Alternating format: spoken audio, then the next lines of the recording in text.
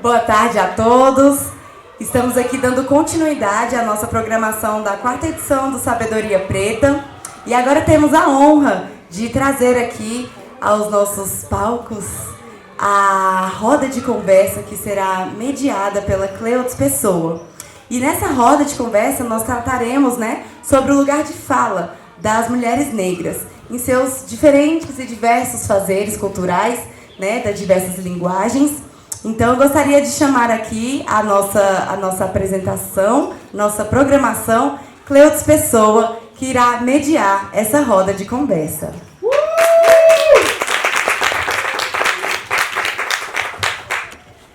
Boa tarde a todas nós que viemos aqui conversar nessa tarde e também aos nossos parceiros, aliados, homens que estão aqui construindo desde o primeiro momento do dia na equipe técnica.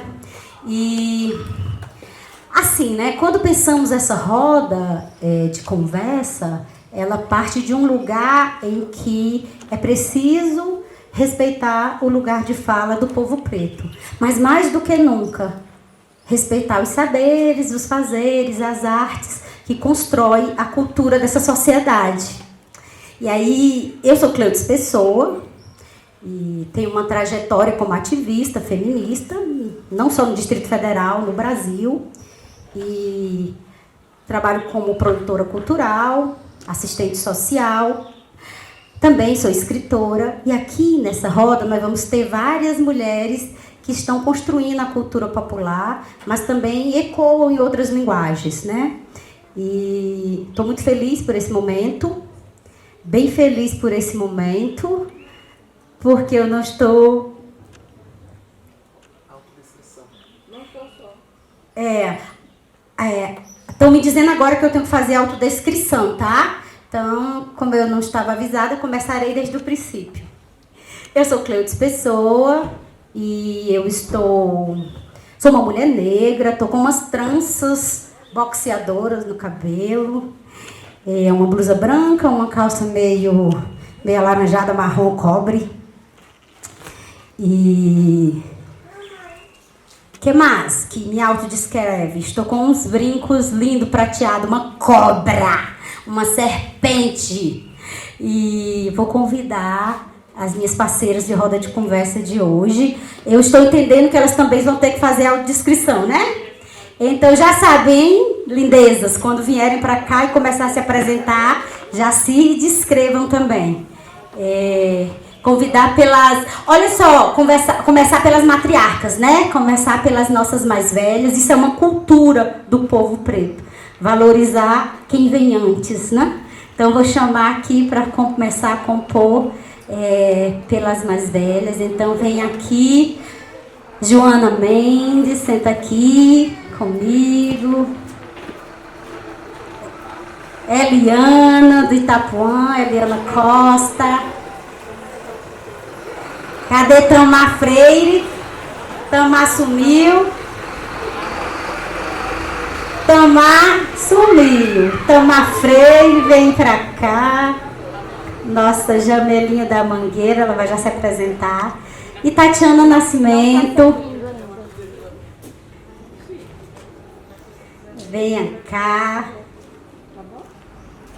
Representando as mulheres que escrevem neste Brasil. Então, vamos começar assim. Nós já fizemos uns combinados de que cada uma mesmo vai se apresentar, dizendo qual é o seu lugar de fala nas suas linguagens, que território vem. Nós temos mulheres aqui, como eu, que sou do território Paranoá, moro por aqui há muitos anos, Eliana, que é de Itapuã, mas essas outras mulheres são de outros territórios. Tem uma representatividade do DF e além do DF, Então, a gente vai se apresentar e dizer um pouco qual é esse nosso território físico e afetivo e qual é a nossa linguagem. E aí a gente segue a conversa. Boa tarde a todas e a todos que estão aqui para contribuir também conosco, como a Cleodes falou.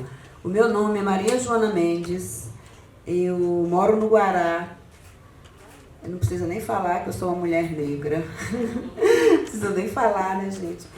E eu sou uma mulher aposentada da saúde. E depois, antes de entrar na saúde, eu... vou me autodescrever como eu estou.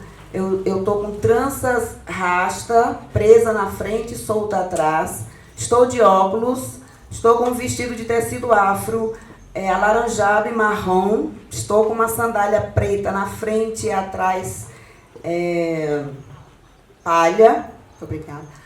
E estou com um brinco com o rosto de uma mulher negra.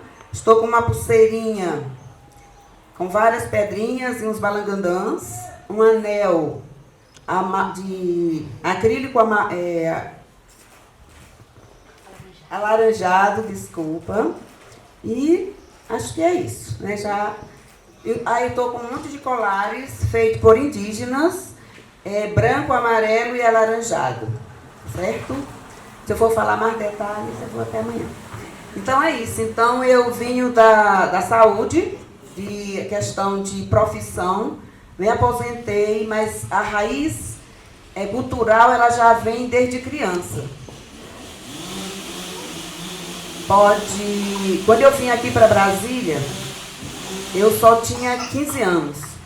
Então a minha caminhada já se passa pelo movimento de mulheres, movimento negro, movimento de sindicato e movimento feminista. Hoje me encontro no mesmo movimento e mais na economia solidária, que é uma outra economia, uma outra visão de vida, de viver, né, dentro desse nosso mundo capitalista. E nessa minha trajetória, eu tenho visto, presenciado, né, muitas discriminações comigo, com o meu povo negro, com as mulheres negras, com o meu povo pobre. E isso tudo é motivo de luta para a gente.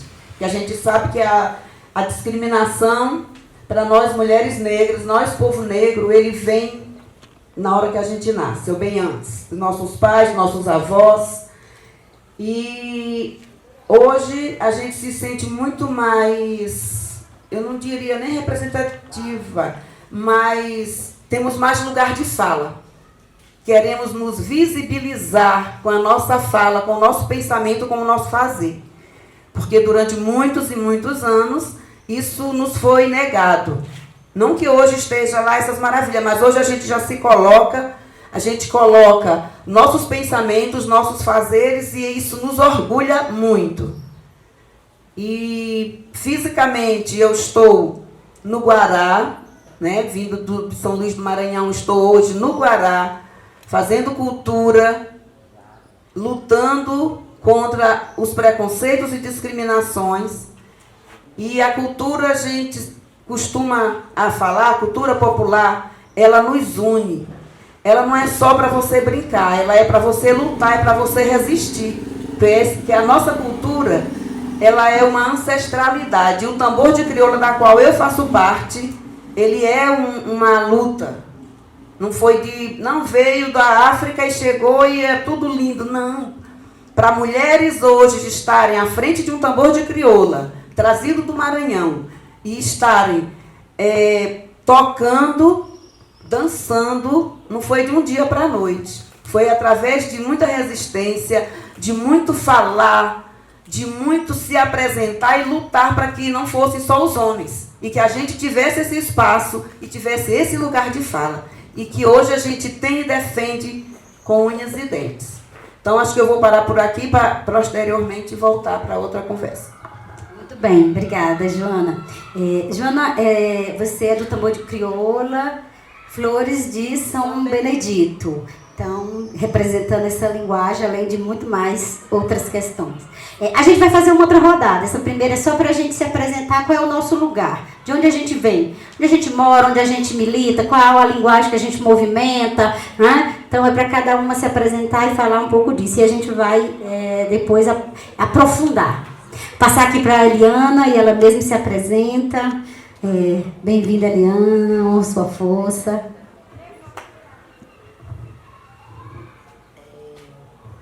Esqueci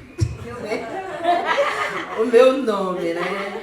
Em primeira mão, né, quero assim, parabenizar todos que estão aqui, todos os irmãos de comunidade negra, né? Também quem se sente negro. Eu sou Eliana, sou moradora de Itapuã, uma periferia de Brasília, mas é aqui onde nós estamos sentados, mas eu me sinto assim orgulhosa de fazer parte desta cidade, né? E sou uma mulher negra, sou preta, né? Eu me declaro preta. Estou com um rabo aqui, né, gente, lindo e maravilhoso. É meu porque eu comprei, né, emprestado. Estou com um pano aqui, amarrado aqui, tipo cor de onça, oncinha. Estou com uma blusa estampada, né, com várias cores. Um pano. Carrego também aqui um lindo colar. Esse colar veio do Maranhão e é de uma grande mestra, a mestra Socorro, lá de Alcântara, que já faleceu há 8 anos atrás. E eu ganhei de herança este colar que eu uso. E tenho os anéis aqui, né? Tenho um anel aqui com até o mostrador dele bem azul aqui, né? Homenageando o nosso povo das águas. E eu sou essa mulher aqui, assim, que vivo aqui na comunidade do Itapuã, moro no Itapuã, amo Itapuã, que é a minha cidade, né? Que é a cidade que me deu o endereço, né? Me deu o número onde eu moro, né? Porque ela não é minha, eu faço parte dela, ajudo a construir, mas ela não é minha. E estamos aqui nessa terra, né? Pisando nessa terra, nos solidificando cada dia. E assim, para nós que somos negros, né, migrante nesta terra, tocar o tambor de crioula não é fácil. É muito bonito quando nós estamos todo mundo em comunidade, todo mundo dançando, né? É muito bonito. Mas depois para a gente viver o dia a dia é meio difícil. É difícil. Também temos o Encanto de Itapuã, que é um grupo também, né, que você sabe do Bumba Meu Boi, que eu sou do Maranhão, né, sou migrante, né, aqui em Brasília, e eu trouxe o boi para cá, para o Itapuã, né, porque nós temos a referência ao mestre Teodoro, que foi o primeiro que chegou, né, e logo após aqui surgiu aqui também o Encanto de Itapuã. E o Encanto de Itapuã, ele vem se solidificando conforme o crescimento que a cidade vai se desenvolvendo. O Encanto de Itapuã está se desenvolvendo junto. Mas também não é fácil, né? A gente sofre também a discriminação por ter o boi. Então, tem gente que olha que o boi tem chifre, então é macumba, né? Então, isso também é trabalhado dentro das escolas, né? Até para a gente fazer um trabalho dentro das escolas, hoje em dia tem que trabalhar a cultura, está complicado, né? Então, é luta, né? Como se diz, é resistência, não nos deixar calar, nós vamos continuar fazendo o nosso trabalho, né? E é isso aí. Estamos aqui, né, sempre nesse desenvolvimento da linguagem do preto, né, do negro, do pessoal do movimento de cultura, né, que soma conosco. E nós estamos aí nos fortalecendo e crescendo, né? E também ajudando no resgate de vida, né? Quando a gente tira uma criança que você diz, aquela criança foi do meu grupo, hoje está em tal lugar, para nós é uma grande honra, né? Ela saiu pelo movimento cultural, nós salvamos essa vida, né? Porque a vida para nós é tudo, né? E aí nós estamos aí nessa defesa, defende vida, defende a água, defende a cultura, né? Defendemos a terra. E porque a terra, nós somos terra, né? E sobre essa terra, né, nós somos ela, nós voltaremos, né? Então, estamos aqui também para defender ela, a natureza, né, o universo, né, onde nós vivemos. E é com essa linguagem negra, com a linguagem dos pretos. Nós não falamos difícil, nós falamos sempre a nossa linguagem popular. Nós não buscamos coisas tão difíceis, nós vamos falar a nossa linguagem popular mesmo, que é bem fácil da gente entender, né? Entender mais rápido. E é isso aí. Estamos aqui dentro do Itapuã, fazendo cultura, desenvolvendo cultura, né? Vivendo cultura dentro do Itapuã, é que o povo negro estamos aí unidos, né? E cada vez, também, porque nós temos também o pessoal do movimento do reggae, né? Tem muito preto. E cada um que venha somar conosco, né? Não tenha vergonha de viver a sua cultura. Não tenha. Eu falei para mim, se eu tivesse me escondido por viver a minha cultura, né? Expor, talvez eu não seria tão conhecida dentro de Brasília. Mas quem me leva é o boi. Né? Eu falo, não, eu vou aí, o boi vai me levando. Né? Deixa o boi me levar. Né? E, então é isso aí. Então esse trabalho com a cultura que nos solidifica, nos dá mais resistência, né? Nos dá mais segurança para fazer o nosso trabalho. Obrigada, Eliana, por ter vindo. Recebeu o convite para estar nessa atividade que a gente sempre realizou no Paranoá. E esse ano trouxemos aqui para o Itapuã, né, a quarta edição do Sabedoria Preta, ecoar essa nossa linguagem, nosso saber, nossos fazeres. Como a Eliana falou muito bem, a vida da mulher preta na comunidade, gente, é lutar pelo bem viver toda hora, todo dia. É sobrevivência, é busca por qualidade de vida para si e para os seus. É um corre danado, mas mesmo assim a gente traz beleza por meio da arte, da cultura e da ancestralidade. E aí nessa pegada nós temos essa mulher maravilhosa de outro território aqui vizinho, Tamar Freire, conhecida como Jamelinha da Mangueira, mulher lá do Boi de Seu Teodoro, lá de Sobradinho, vai se apresentar aqui e dizer qual o lugar de fala dela. Ela veio aqui dialogar conosco. Boa tarde, pessoal. Eu sou Tamar Freire. Na verdade, meu nome é Tamatatiwa.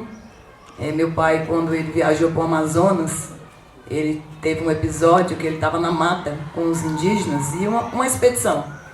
E quando eles passaram debaixo de uma certa árvore, o índio falou para a esposa dele, né? Cuidado, Tamatatiwa. E aí ele disse que gostou, porque ela ia ser atacada pela onça. Ele falou que quando ele tivesse uma filha, ele já tinha algumas filhas, seria Tamatatiwa. Então essa Tamatatiwa sou eu, tenho 56 anos, nascida e criada em Brasília, sou de Sobradinho, nasci lá. O hospital de Sobradinho inaugurou quando eu nasci. Minha mãe fala que bem na hora de eu nascer a luz apagou. Eu falei, será por isso que eu sou pretinha, mãe? Né? Então, assim, graças a Deus, tenho muito orgulho. Nós temos, por parte do nosso pai, a descendência, né, dos povos africanos e também indígena. Nossa bisavó paterna foi índia pega no laço. Né? Meu pai é do Maranhão também, lá da região de São Vicente de Ferre.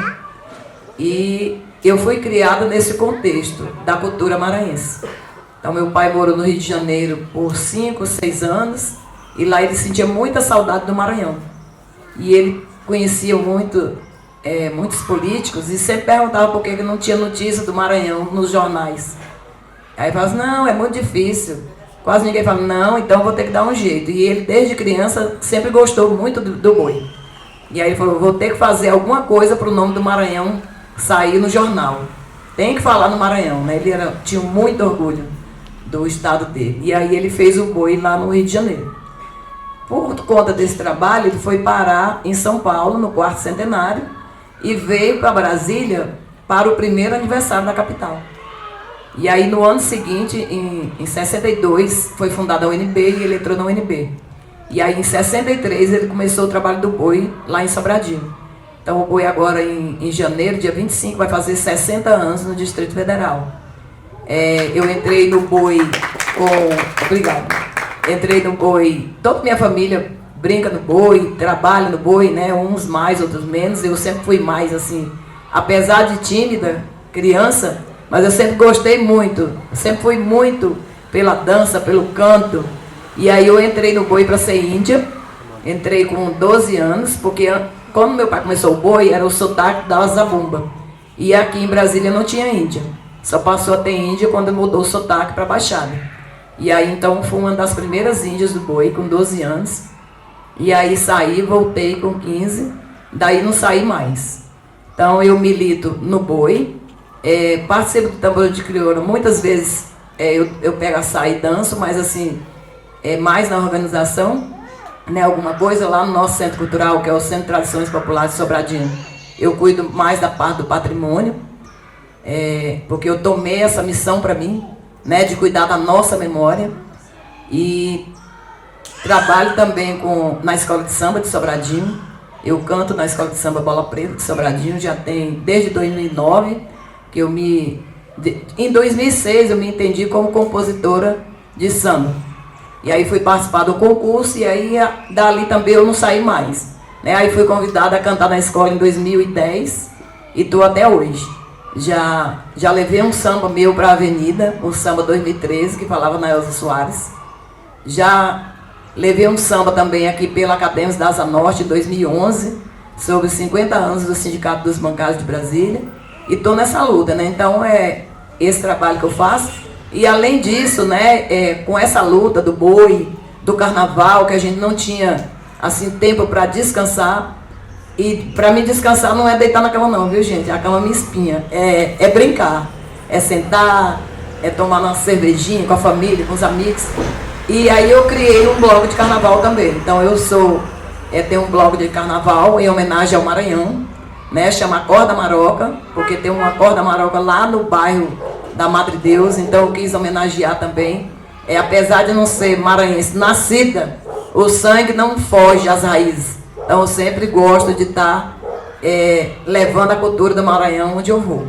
E hoje eu estou como diretora artística do projeto chamado Bumba Maria Meu Boi, que trabalha só com mulheres, né? Trazendo essa questão de dar visibilidade ao trabalho das mulheres. Então eu comecei em 2019, uma conversa em 2019, e o boi saiu em 2020 no projeto, né, pessoal. De repente veio a pandemia, nós fomos para o online, aí nós temos lá as rodas de conversa também sobre o boi. E quando, né, no meio do ano que retornou, nós pudemos levar o boi novamente. Esse boi começou lá na Associação de Mulheres e nós fizemos algumas apresentações. Então nós estamos aí com essas vertentes levando a nossa cultura, a cultura preta, a quem merece, que é o povo.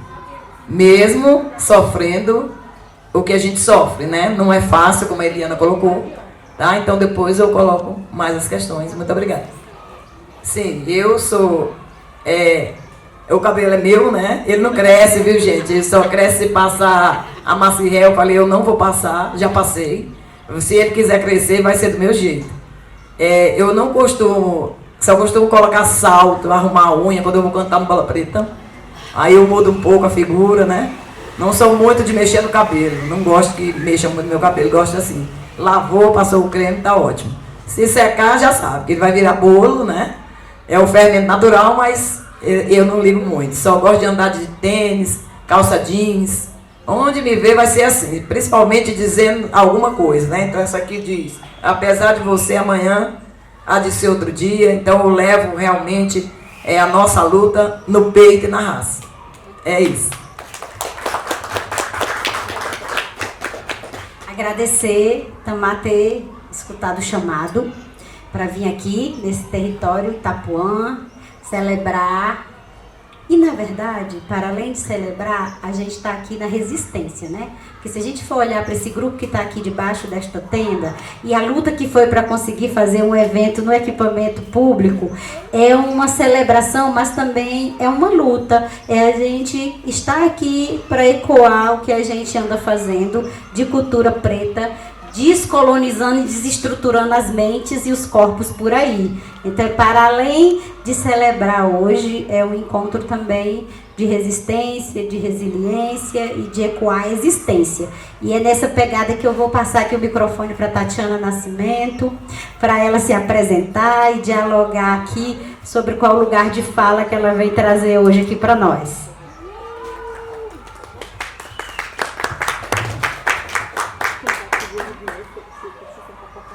Boa tarde, gente. Quero agradecer muito ao convite de estar aqui. A mestra Martinha é uma grande referência para mim. Cleudes é uma parceira de ativismo no mundo da democratização da leitura. Estou feliz de conhecer as companheiras que eu não conhecia. Eu tenho 41 anos, sou uma pessoa negra de pele clara, sou não binária, sou gorda, estou usando um óculos velho, arranhado, cabelo amarrado, um macacão rosa, um sapato vermelho, e minha filhinha de 1 ano e meio está deitada no meu colo mamando. Ela tem a pele escura, o cabelo encaracolado, está com uma roupinha clara, estrelada. Como eu falei, batalhei muito com Cleudes aqui nesse Distrito Federal pela ampliação do acesso à cultura do livro e da leitura. Sou editora de livro artesanal, faço livro com capa de papelão pegado do supermercado mesmo, de caixa, reutilizado. Tenho uma editora chamada Padê, que é em homenagem a Exu, não significa cocaína, significa farofa de dendê. Exu é o orixá da palavra, por isso o nome da editora homenageia a Exu. E publiquei cerca de 60 títulos autorais de pessoas LGBTs negras. Então é uma editora que nasceu aqui no DF para publicar viado, sapatão, trans, travestis, pessoas queer e não binárias. Tem que abaixar mesmo, eu vou falar mais perto, tá? Mas se ficar muito alto vai ficar ruim. Tenho algum orgulho de dizer que nessa Brasília tão inóspita, né, nessa cidade tão de difícil acesso, para andar, para falar, para se expressar, para encontrar as pessoas, mora o projeto editorial que mais publicou pessoas negras LGBTQI no Brasil. Agradeço. E livros artesanais, feitos pelas próprias pessoas que escreveram, na maioria das vezes, Cleudes costurou os próprios livros dela com a gente. Trabalho com isso, sou editora, escritora, trabalho com a palavra em geral. Moro em Águas Claras, que é um bairro bem branco, bem burguês, bem bolsonarista, como vocês devem imaginar. É um dos bairros que mais votou no inominável nas eleições recentes, por exemplo. Também tenho pensado muito sobre maternidade negra. Sou mãe solo, né? Cuido da minha filha praticamente sozinha. Às vezes a minha mãe ajuda, é aquela que está sentadinha ali.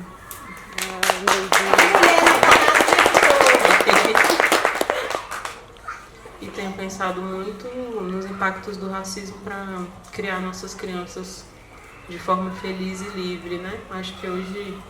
E aí, moleque doido, agora que eu cheguei aqui, pô. Beleza total. Uma das grandes lutas que eu tenho feito, depois de militei no ativismo lésbico, militei no ativismo feminista, no ativismo de mulheres negras, e agora eu tô labutando muito para criar minha filha com honra, dignidade, felicidade e liberdade. Acho que essa é a minha luta. Agradeci, né, por estar aqui, falei de onde eu sou, fiz a audiodescrição, falei do que eu trabalho e o que eu gosto de fazer. Tá certo. Tá certíssimo, Tati. Dizer que Tati também canta, gente. Tati é uma mulher que tem muitas linguagens entregando para o mundo e também é uma mulher que foi para a academia. E aí eu quero dialogar um pouquinho antes da próxima pergunta, que aqui nós temos muitos lugares de resistência e de desconstrução do racismo estrutural. Então, Tatiana Nascimento é uma mulher que foi para a academia, que fez o mestrado, fez o doutorado e coloca a linguagem dela, a pesquisa da palavra a serviço de desconstruir a branquitude nessa sociedade, né? Porque hoje em dia a gente fica dialogando assim. Para além de dialogar sobre enfrentar o racismo, a gente precisa ter atitudes antirracistas. E a gente precisa aprofundar qual é a prática da branquitude que ainda deixa essa sociedade tão desigual, né? Ainda numa situação tão adoecida entre os vários grupos sociais. E aí é isso, nós temos as mulheres no lugar de fala na comunidade, que fazem cultura popular e a sua dança, a sua música, o resgate do que o povo preto faz há muitos séculos, é esse lugar de resistência. Temos mulheres que, além de estar dialogando sobre o seu fazer e construir uma vida de bem viver, essas mulheres, elas também desconstrói, porque quando o mestre Martinha do Coco vai nas escolas e falar sobre samba de coco, sobre maracatu e colocar o tambor dela para bater, é desconstrução do racismo, é construção, é ação de descolonizar nossas mentes e os nossos corpos. E assim vale para as várias linguagens que essas mulheres aqui atuam, né? E aí a gente vai para a segunda pergunta, que todos nós vamos responder, refletir e aprofundar, né? Como é que nós estamos ecoando por onde a gente passa nessa desconstrução? Qual é a nossa contribuição? Como é que cada uma aqui sente que contribui para desconstruir esse racismo estrutural? Como é que as nossas linguagens, tanto elas de escrita, de canto, de dança, de cultura ancestral, de cultura popular, tá ecoando por aí, né? A gente tem muitos debates sobre o lugar de fala da população negra, o lugar de fala da mulher e da mulher negra. E hoje esse aqui é o nosso lugar de fala, de pessoas que estão dedicando a sua vida para desconstruir o racismo e a gente ter uma vida de mais qualidade. E eu sei que essa vida de mais qualidade, ela vai ser mais prazerosa, amorosa e cuidadosa para todos, inclusive para quem quer sustentar a branquitude. Eles não sabem ainda como é desconfortável esse lugar. Então, é isso, cada uma falar da sua linguagem, como está ecoando na desconstrução do racismo. Vamos seguir a mesma lombra, tá? Porque a nossa lombra aqui é respeitar as matriarcas. Então, vai primeiro Joana e depois o microfone rola. Sim, como eu, quando me apresentei, não falei, eu tenho 64 anos, né? Então, é uma caminhada já bem vivida. E como o Cleudes falou, na nossa caminhada, né, não basta só nós estarmos dentro dos movimentos, não basta só a gente estar perpassando pela cultura, a gente tem que ter incisão nas nossas ações. E eu costumo dizer, quando eu trabalhava dentro dos postos de saúde, todos os lugares, né, que a gente desde menina que eu escutava isso, as piadas. Começa pelas piadas racistas. E que todos riem, né? Tudo é falar assim, porque o preto quando não surge na internet, tudo era uma graça. Aquilo me incomodava, mesmo eu não tendo nenhuma discussão da questão racial. Aí o que é, como é que a gente combate isso? É se fazendo que as pessoas percebam que aquilo não é uma graça, que aquilo nos incomoda. Sabe, que é aquilo. Então eu comecei assim. Quando vinha essa piada de, teu cabelo tá não sei o quê. Eu disse, esse é o meu cabelo, que merece respeito. Então, sempre, mesmo sem ter a discussão, eu já sentia. Então, eu já sentia isso e eu já combatia. Então, essa é uma forma de você estar combatendo, é não aceitar nos grupos que você se encontra as piadas racistas. As piadas que te incomodam. Quando falam mal do teu cabelo.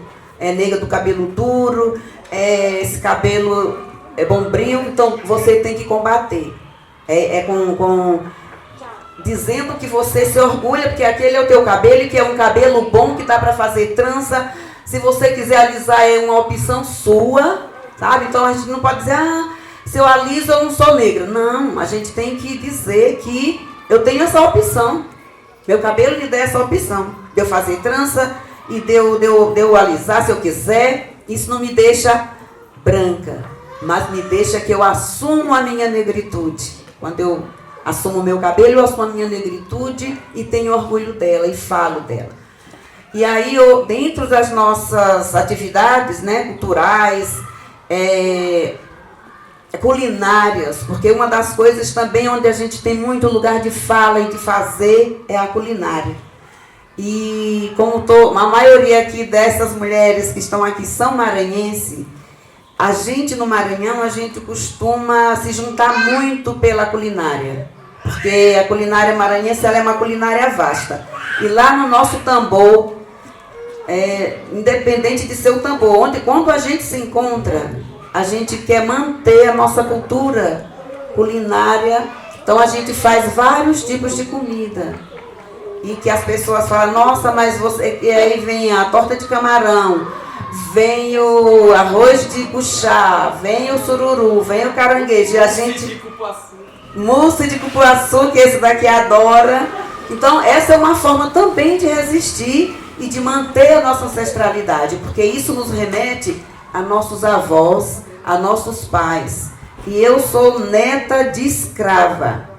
Eu sou neta de escrava. Quando meu pai nasceu, eu estava só com 11 anos da lei do Frente Livre. E minha avó foi escrava na cozinha dos José Sarnês. Tá? Então, eu sou neta de escrava. Então, essa coisa já corria de combater o racismo, já nasceu comigo. Nasceu comigo, mesmo sem ter a discussão. Então, eu já senti essa necessidade de estar nas rodas, tímida, como o Tamar falou, porque a gente... Exatamente por essa condição a gente se torna tímida, né? Porque diferente de estar uma negra ali, estar uma branquinha, uma menina, o que ela fala, todo mundo escuta. O que a gente fala, o que é isso, menina, né? É como a gente não tem esse lugar de fala desde a infância.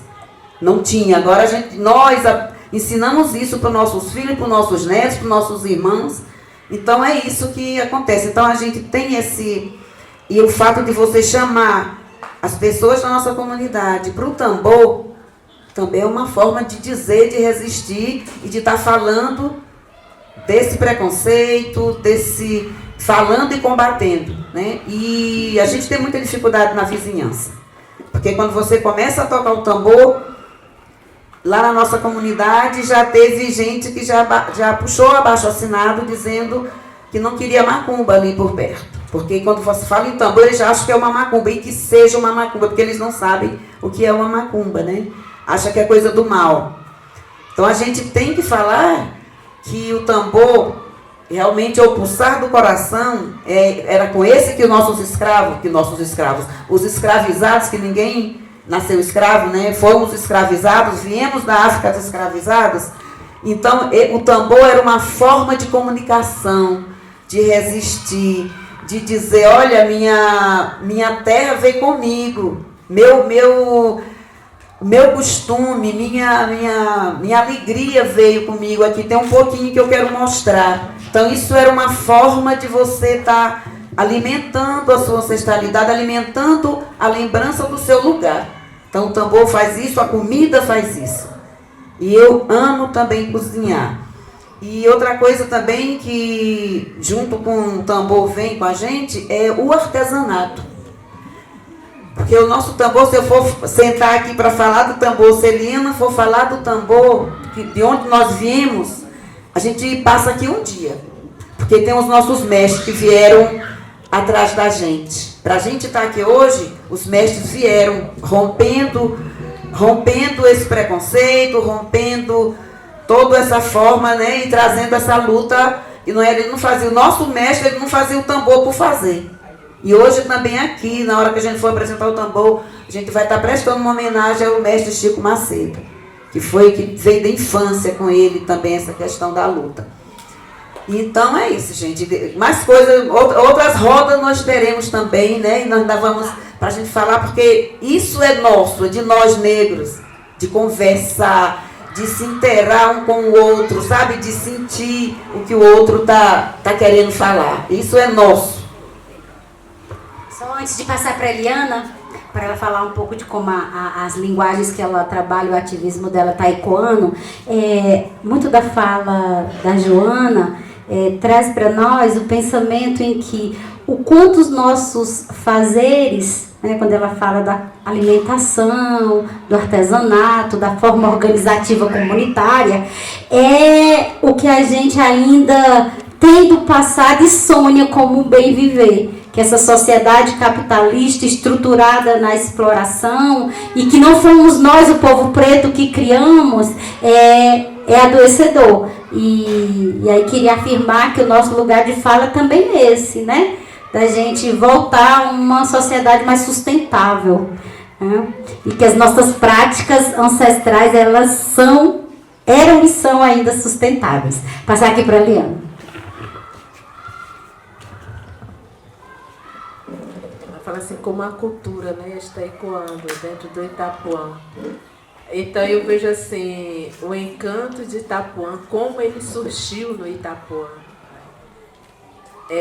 Porque o boi, quando ele veio para o Itapuã, hoje nós temos uma igreja católica, né, que é fortíssima dentro do Itapuã, foi fundado no encanto de Itapuã. O encanto de Itapuã que levou junto, né. E todos os outros movimentos também que tem aqui dentro da comunidade, o encanto de Itapuã está sempre presente, né, com a linguagem do boi e do tambor. E quando nós vamos para Brasília, ninguém vem com essas ideias, vou para Brasília fazer isso. Não, nós vamos para Brasília por uma causa econômica, né? Vai para Brasília para um emprego, não sei o quê. Por isso que eu cheguei até Brasília. Eu não cheguei em Brasília por acaso, né? Primeiro eu morava lá no interior do Maranhão, né? Que eu não falei de onde eu vinha, lá de Bacuri, Bacuri, fica depois de Cururupu. Eu venho de uma comunidade chamada São Paulo, mas nasci em Santa Rosa. Eu sou quilombola, sou remanescente de quilombo, né, gente? Na minha cidade. E agora vai ser tombada a outra, porque eu nasci em Santa Rosa e me criei em São Paulo. Agora São Paulo também vai ser tombado o quilombo. Então, para nós, assim, obrigada, é uma grande honra, né? Porque foi agora descoberto, dentro da terra do meu sobrinho, muitas histórias dos negros. Tem os poços, tem as rodas, tem os engenhos, tá tudo lá enterrado. Então agora descobriram, então São Paulo também vai ser tombado, né? Outro quilombo. Então são essas histórias que nós temos, que a gente nos enriquece quando a gente sabe disso, nos deixa feliz, né? Porque foi assim, essa história, como ela fala da nossa culinária, né? Então eu também gosto de fazer, na minha festa tem que ter comida. Eu não gosto de fazer festa, eu não entendo festa de Brasília, eu não consigo entender.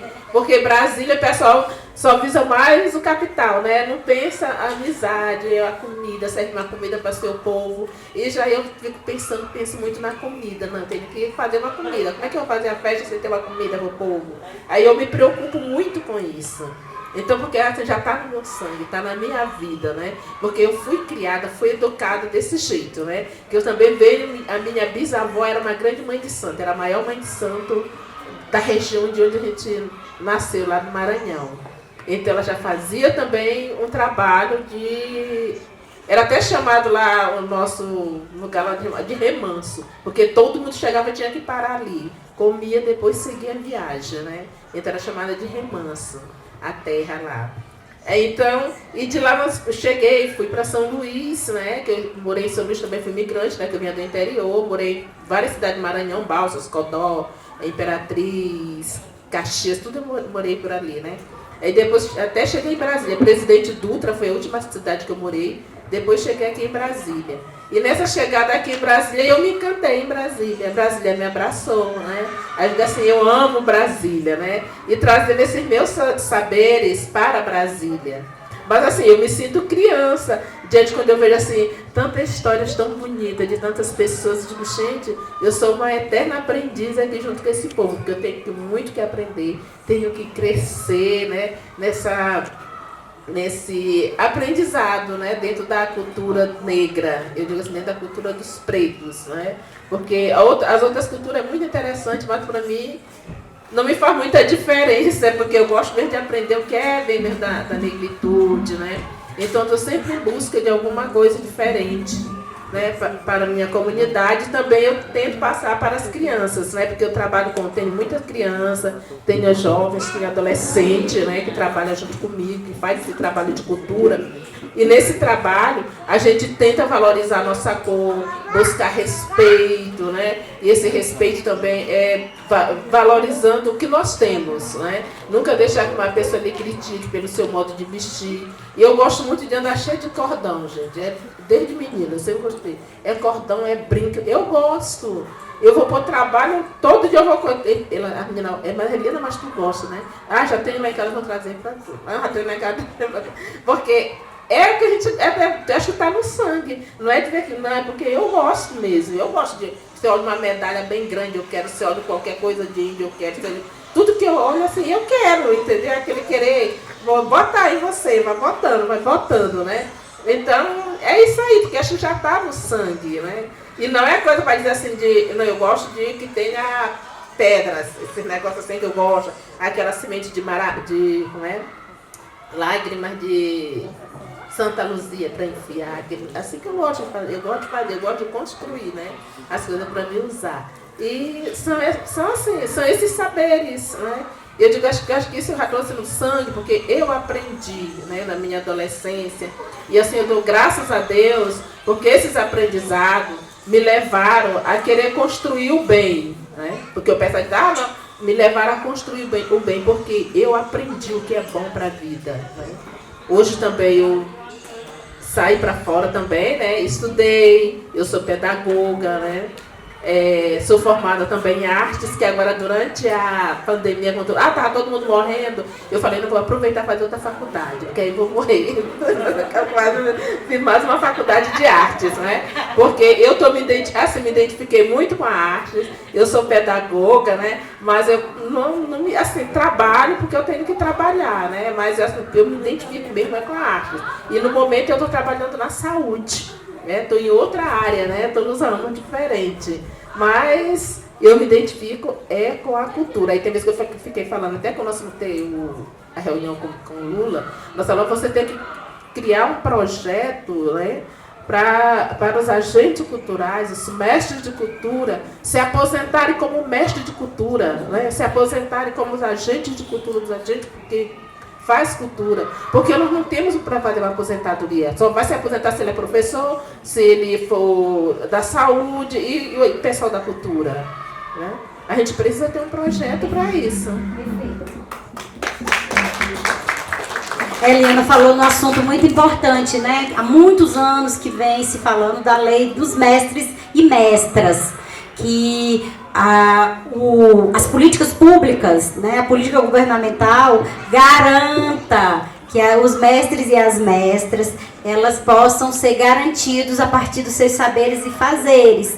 Que nós temos um sistema de aposentadoria pela Previdência Social, mas que não garante a qualidade de vida mínima dos mestres populares, né? E aí, gente, aqui a gente tem mestra mesmo. Assim como Martinha do Coco, essas mulheres, elas têm o título de mestra da cultura popular. Porque, mesmo sendo ainda mulheres jovens, elas já são as matriarcas da cultura popular aqui no DF.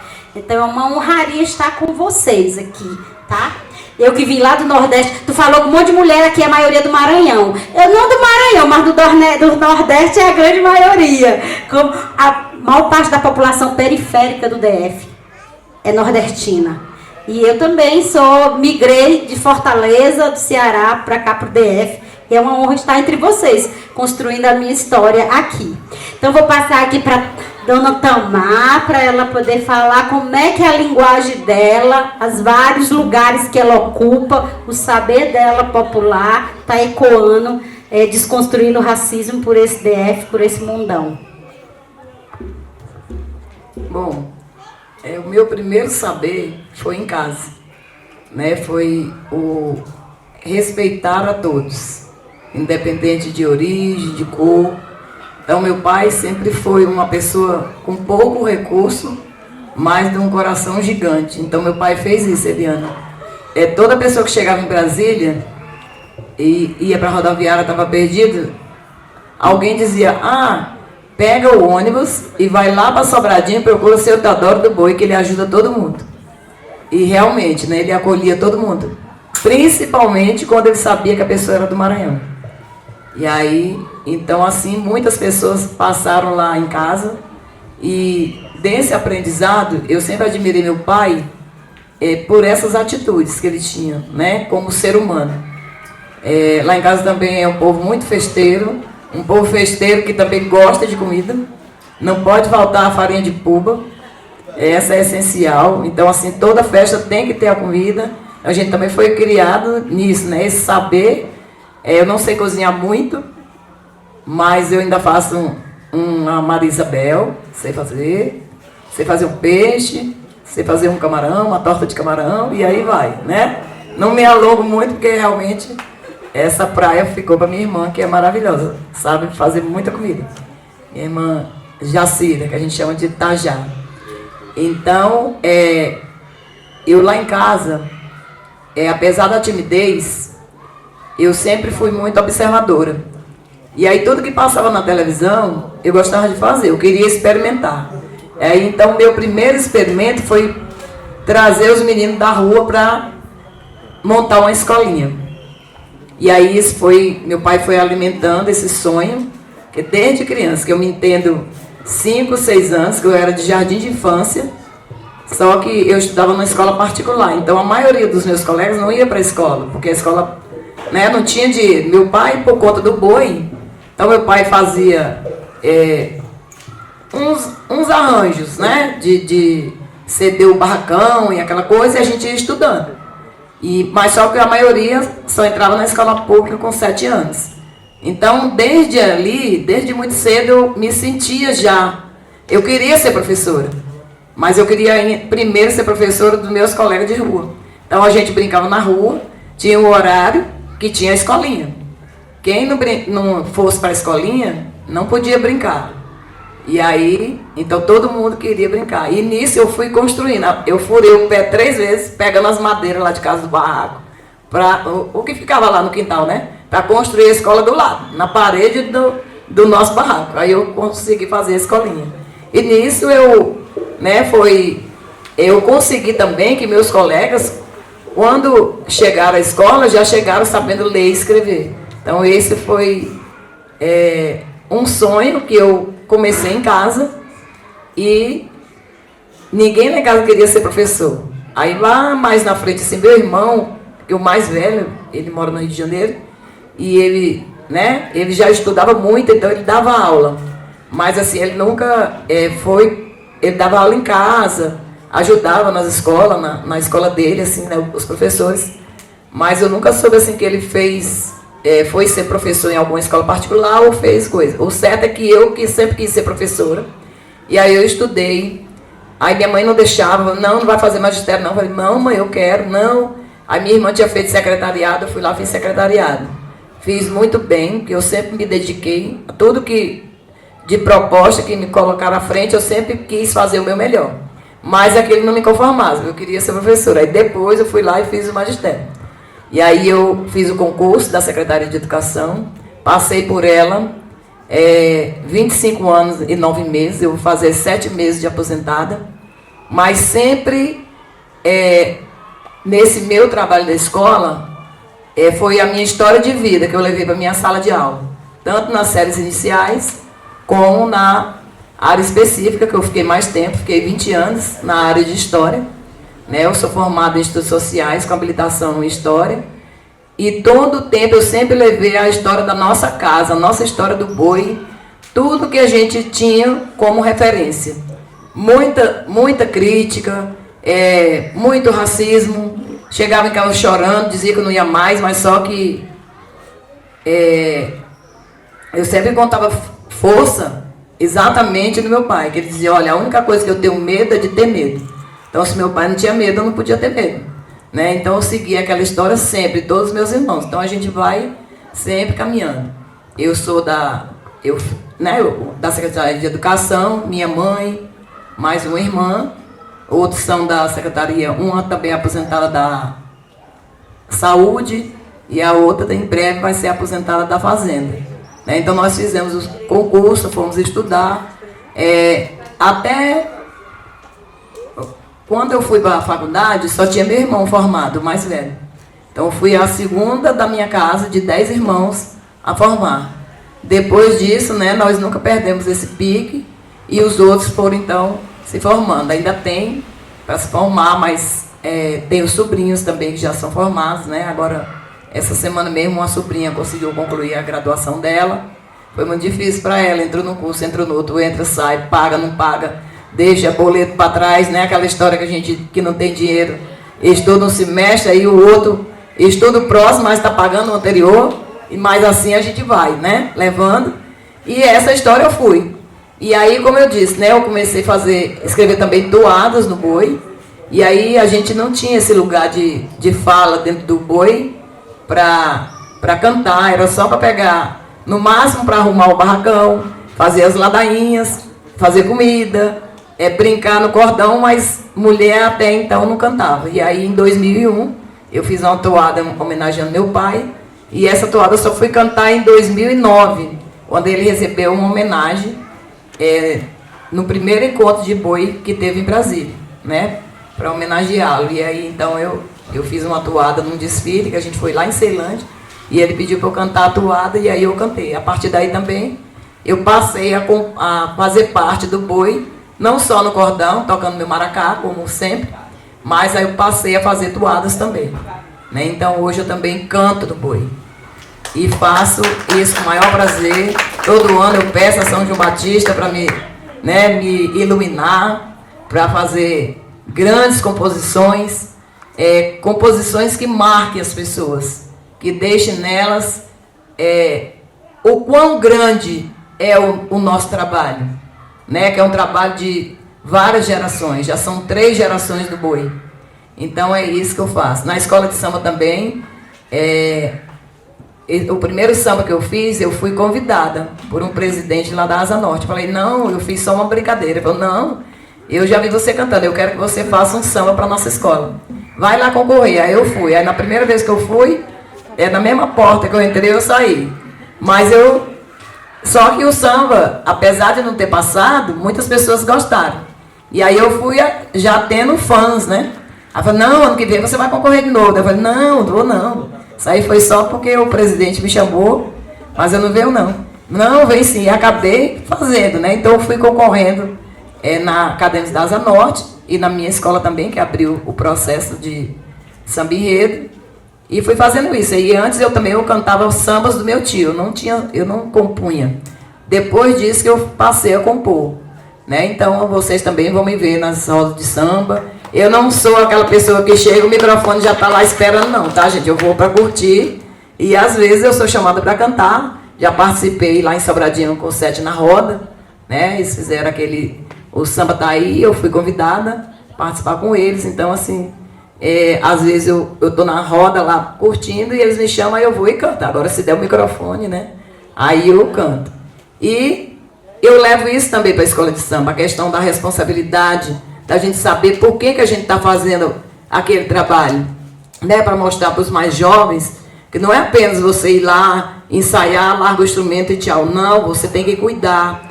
Você tem que saber que os mais velhos tiveram primeiro. Então você é um segmento. E esse segmento você tem que levar com muito amor. Porque é uma junção de sangue de várias linhagens que você está carregando. Não é só a sua, né? Então eu levo essa responsabilidade também. Tá? E para encerrar aqui, né? Eu vou fazer só um verso que eu fiz para meu pai. Ele faleceu em 2012. E 2013 foi o primeiro ano. Eu espero que eu consiga, né? Calma. E aí eu fiz assim, eu já cheguei com meu batalhão. Espera lá. Não, agora eu acho que eu não consigo mesmo. Vou cantar para ver se vai. Eu já cheguei com meu batalhão e vou brincar, boi pra São João. Teodoro é o guardião, hoje tá no céu, mas vê de lá que a turma de Sobradinho tá cumprindo o seu papel. É isso. Gratidão, Tomar, inclusive pela toada aqui, abençoando.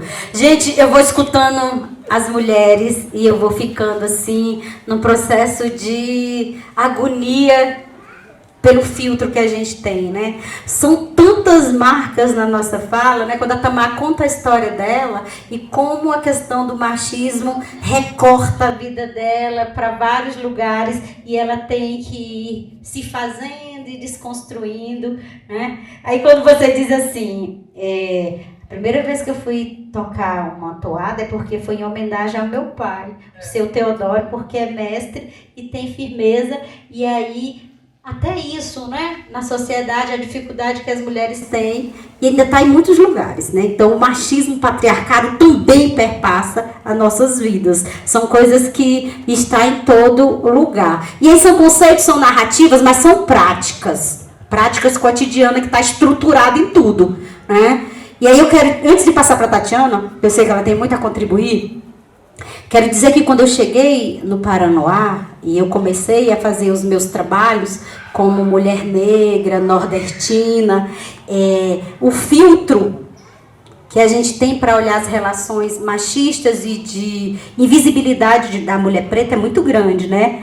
E aí eu ficava agoniada porque eu via Mestra Martinha do Coco com toda essa potência, mas nos bastidores, na invisibilidade.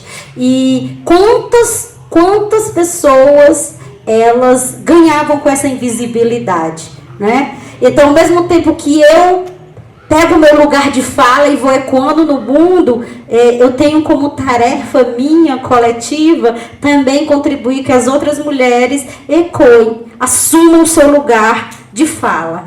E essa construção, ela é junta. Ela não é assim, eu te dou a voz, eu te dou lugar de fala. Não, é uma construção educativa cotidiana, de troca permanente, né? E aí, nesse lugar que eu estou falando, vou dizer que quando conheci Tatiana Nascimento, essa nossa força também se uniu. Porque Tatiana me fortaleceu em vários lugares como mulher que escreve, que faz poesia, como mulher preta que faz cultura em todo lugar e no DF, porque escolhi morar aqui. Mas esse lugar que ela traz também de afirmar que a gente não vai se dobrar para a branquitude, que é hora de cada vez mais ecoar. Então, podem dizer o que disser, mas você é referência da palavra para nos fortalecer nisso. Então, Tatiana Nascimento, vai aí com a tua fala. Eu lembrei de um dos primeiros trabalhos que a gente fez junto, que foi lá no Gama, um projeto de uma instituição privada, mas que tem um serviço público, aberto ao público e gratuito, né? E que trabalhava com adolescentes sobreviventes de violência sexual. A gente recebeu um convite para trabalhar nesse lugar, fazendo oficinas de produção textual com as adolescentes e os adolescentes, e depois transformar essas narrativas em livro. E a maioria das coisas era ficção. Fazia anos que eu não lembrava disso, sabia? Acabei de lembrar. E aí a gente ficou meses indo lá, fazendo as oficinas, a galera super empolgada, porque muita gente tem um sonho de publicar um livro, né, gente? É impressionante, assim, uma coisa que... É impressionante, porque ao mesmo tempo a gente vive num país em que livro é muito caro, é inacessível, que equipamentos como bibliotecas públicas são hiper sucateados, tanto em questão de acervo quanto de pessoal para trabalhar.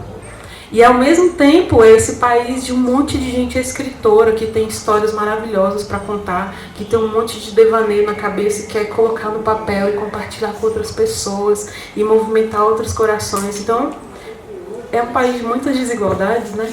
Mas é um país de muita gente que sonha e quer fazer. E aí tinha esse bando de adolescente lá que sobreviveu a histórias cabulosíssimas assim de vida, com uma sede de fazer, de escrever, de publicar. Tinha uma menina que tinha 2 romances escritos, com 14 anos, gente. Uma coisa muito impressionante. A gente ficou lá trabalhando no maior gás, no maior afinco, sem grana, pagando nossa passagem para chegar lá e tudo porque a gente estava acreditando muito na coisa. Quando chegou a etapa final, para fazer mesmo os livros, digitar as histórias, que ainda tinha muita gente que fazia à mão, né? Digitar as histórias e transformar no livro, diagramar e tal. Na época das oficinas de diagramação, inclusive, que a gente também ia compartilhar esse saber com a galera, a direção disse assim, não vai publicar nada. Então a gente ficou meses trabalhando com um grupo majoritariamente de pessoas jovens negras para chegar a uma direção branca. No final do processo, que foi explícito do começo ao fim, quando convidaram a gente para fazer algum trabalho lá, a gente apresentou o projeto todinho, não teve nenhuma cilada. A gente quer tal, fazer isso e aquilo, no final a culminância é publicar os livros e fazer um sarau de lançamento. Estava tudo escrito, documentado. Pois a galera disse, não pode.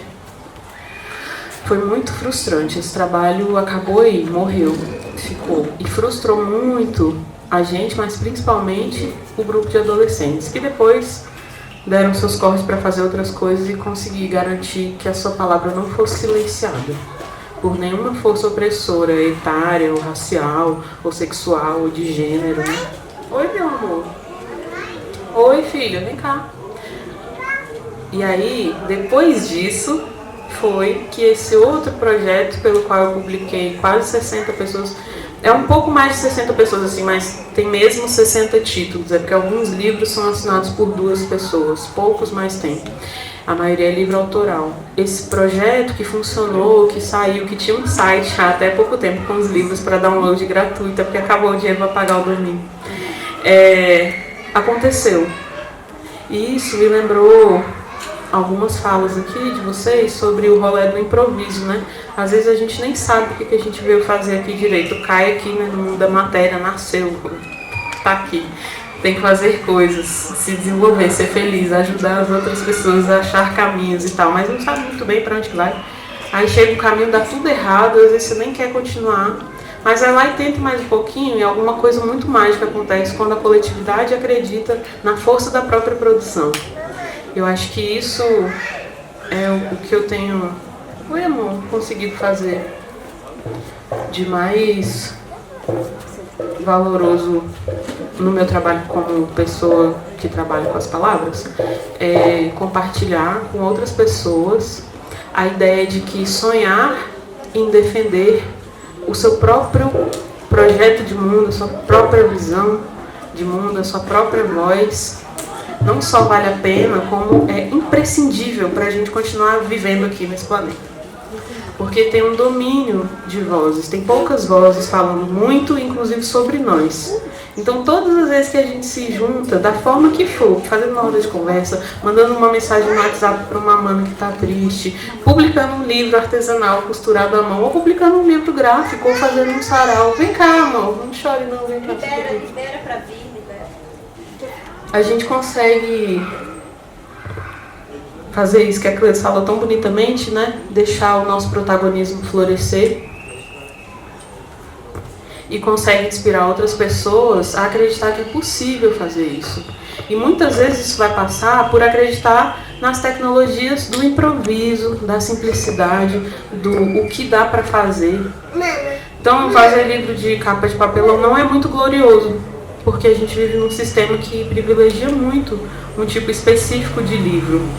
Uma capa específica, um projeto de diagramação específico, mas ainda assim é bem massa poder colocar os seus poemas, seus versos, suas toadas, suas histórias, suas lembranças, seus sonhos, suas receitas, suas raivas, suas reclamações, num livro, numa música e compartilhar com as outras pessoas. Acho que nessa tarefa de fazer ecoar e usar os espaços que eu tenho para que mais gente ecoe também junto comigo, essa é uma das coisas que mais me dá alegria de fazer, ensinar a costurar livro artesanal, a fazer poema, a compor. E acho que às vezes a gente nem sabe que pode fazer alguma coisa, até alguém olhar e falar assim, nossa, que massa isso aí que você faz, hein? Me ensina. Aí tu, oxe, eu sei fazer isso, aí você descobre o que faz.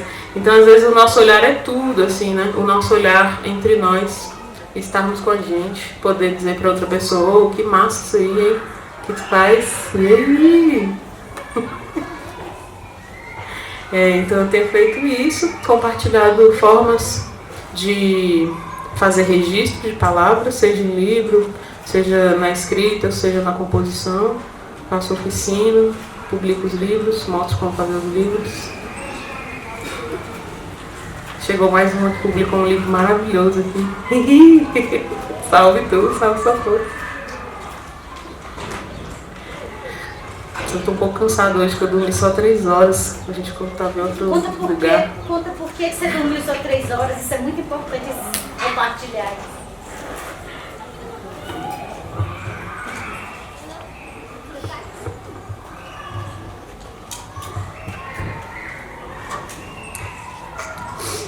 Nesse rolezinho de fazer livro e papelão, eu tenho uns 15 livros autorais, né, publicados, eu mesma, que eu fiz pela minha editora. E aí um dia alguém falou que gostava muito da minha escrita e que queria publicar. Aí no ano passado eu publiquei meu primeiro livro gráfico, que tinha meu nome na lombada e o título na lombada. Nenhum dos meus livros anteriores tinha isso, porque não dá muito para fazer com o tipo de capa de papelão que eu sei fazer. A costura passa pela lombada. Pode guardar? Pode guardar. Já já te devolvo para tu continuar a história. Pode guardar. Pode guardar. Aí eu escrevi esse livro e tal, ficou um livro bonito, eu até trouxe um para deixar aqui na biblioteca. E o editor, que é de uma editora da Bahia, que publica Pessoas Negras, editor Organismo, decidimos inscrever o livro num prêmio nacional muito importante. É tipo o Oscar da literatura, uma coisa bem nerd, né, gente? Bem nerd, bem branca, bem elitista. Foi num teatro bem chique, assim. E aí ontem foi a premiação. Ganhou um livro que fala sobre poesia grega, e eu achei uma disputa interessante, porque mostra como os séculos passam e a gente continua fixadas nas mesmas molduras coloniais. Então tinha outros livros, um outro livro específico bem bonito de poesia preta concorrendo também, mas parece que para esses espaços coloniais e brancos, a poesia grega ainda parece ser mais importante. De qualquer forma, não ganhei o prêmio, mas estava lá na premiação com a minha filha. Tive meu primeiro livro com o meu nome na lombada indicado.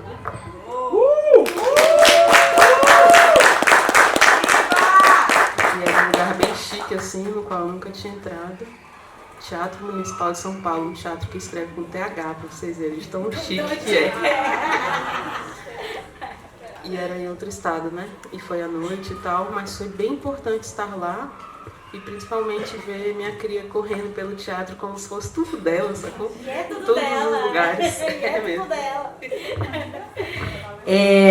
Uma honra, a gente teve 2 artistas, escritoras pretas daqui do DF concorrendo ao Prêmio Jabuti, que foi a Tatiana Nascimento e a Cristiane Sobral. Então ela estava sem falar isso, mas ontem à noite ela estava em São Paulo na premiação.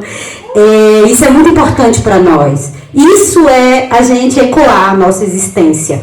O tema dessa roda, nossa fala, ecoando nossa existência. É a gente deixar a nossa marca transformando esse mundo. Então, para finalizar essa roda, eu quero falar só mais uma coisa sobre a tecnologia ancestral quilombo, né? Porque aqui nós temos remanescente de quilombo e atualmente a gente fala muito do aquilombamento do povo preto nas comunidades. Aquilombamento afetivo, aquilombamento territorial, aquilombamento cultural. Esse lugar onde a gente vai para essa tecnologia que os nossos ancestrais faziam para resistir, né? Para poder se organizar, a resistência para não ser escravizado, nem morto, nem aprisionado, a gente usar essa ferramenta hoje em dia para se proteger, mas também para ecoar a nossa forma de viver. A nossa forma de viver, ela passa por isso. E não é fácil, né, gente? Sabemos disso. Eu escolho estar em comunidade, viver em comunidade, e não é simples os conflitos, porque nós estamos estruturados, enraizados em toda essa tecnologia branca capitalista. Essa é a verdade, né? É disputar, é negar, é explorar, e à medida que a gente vai convivendo, tudo isso vai desnudado, e a gente precisa modificar as condutas e as práticas. Então, dizer aqui que o nosso aquilombamento, ele é esse. de conviver em comunidade e recorrer ao nosso saber ancestral, a forma de se organizar ancestral, que é colaborativa, é sustentável, é amorosa. Terminar essa fala falando isso, que a gente consiga de novo reconstruir uma sociedade assim, né? Que o povo preto ensina muito, o povo indígena ensina muito. Então, já que a gente perdeu, e a gente no todo, né? A gente no todo, na grande sociedade misturada, perdeu o ponto, vamos cada vez mais refletir e voltar para onde é o melhor lugar de bem viver. É isso, agradecer. Primeiro, agradecer por este encontro, 4ª edição do Sabedoria Preta, feita por gente na comunidade do Paranoá e agora irradiando para o Itapuã. Agradecer essas mestras que colocam suas vidas para desconstruir o racismo com seus corpos, suas linguagens, suas danças, suas palavras, suas vozes. E é isso.